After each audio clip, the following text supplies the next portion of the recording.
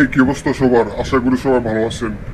এই ময়না হত্যা বিচার চাই এই চ্যানেলে একটি ভিডিও প্রায় ১,৫০০ মানুষ দেখছে।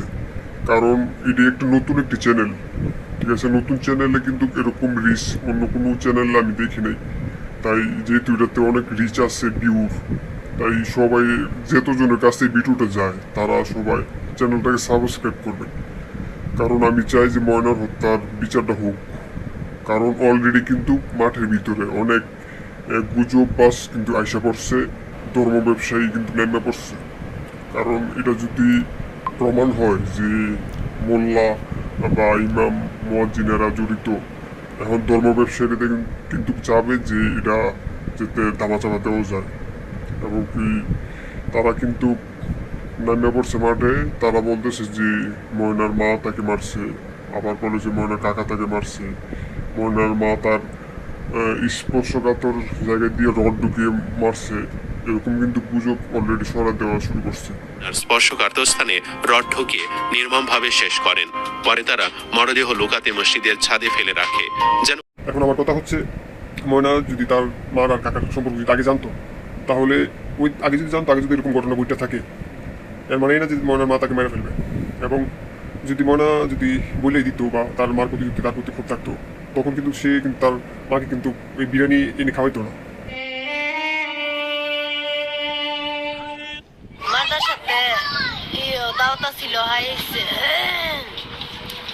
তারপরে আমার লাগে হাওন আনছে, নিজও হাইছে, হায়া তারপরে বাইরেছে, আবার আইছে, আয়া যাইছে মনে আধা ঘন্টা পরে আমি আবার হুস করছি, আমার জিরে হুস করতেছি, মানে আমার মতো।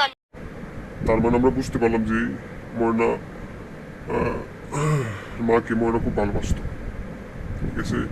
এখন আমার এই নতুন চ্যানেলটি সবার কাছে, যতজনের কাছে যায়, আমি আপনাদের কাছে রিকোয়েস্ট করবো যাতে আমার এই চ্যানেলটি সাবস্ক্রাইব করেন এবং কি এই ভিডিওটাতে লাইক করেন। লাইক করলে কি হয়, এই ভিডিওটা আরও অনেকজনের কাছে যায়, ঠিক আছে? আমি চাই যে যারা ন্যায় বিচার পায় না তাদের পাশে দাঁড়ানোর জন্য এই চ্যানেলটা খোলা, ঠিক আছে? সবার কাছে একটা অনুরোধ থাকবে, এই চ্যানেলটি সাবস্ক্রাইব করুন এবং কি সবাই যাতে ন্যায় বিচার পায় এই জন্য কাজ করতেছি।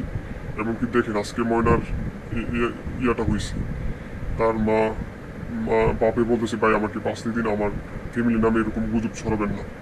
প্লিজ আমাকে বাঁচবার দিন, আমার আরো 3টা সন্তান আছে, তাদেরকে বাঁচবার দিন।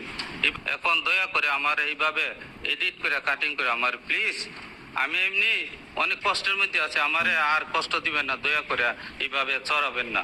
আমি চাই সত্যটা উদ্ঘাটন হোক এবং নিরপরাধ মানুষ যারা আছে তারা মুক্তি পাক, বা যাতে সঠিকভাবে যারা অন্যায় করছে তাদের বিচারটা আমি চাই। আমি দেশবাসীর কাছে এটি আকুল আবেদন, আমাকে একটু সহযোগিতা করেন আমার এইভাবে নিয়ে।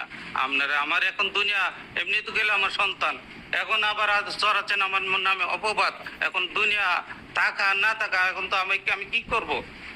আমাকে বাঁচবার লাগে আপনারা দিবেন না? প্লিজ আমাকে বাঁচবার দিন, আমার আরো 3টা সন্তান আছে, তাদেরকে বাঁচবার দিন। এইভাবে অপপ্রচার আর চালাবেন। ধরেন কালকে আপনার সাথে এরকমটা হইতে পারে, তখন কিন্তু আপনার পাশেও কাউকে পাইবেন না। আপনি যদি আজকে যদি অন্য মানুষের পাশে না দাঁড়ান, আমরা এখন মানুষ হিসেবে মানুষের পাশে দাঁড়ানোটাই আমাদের একটি কাজ। না হলে দেখবেন যে মরার পরও আপনি শান্তি পাইবেন না, যে পৃথিবীতে বাচ্চা থাকা অবস্থায় কোনো একটি ভালো কাজ করতে পারিনি বা করতে পারিনি।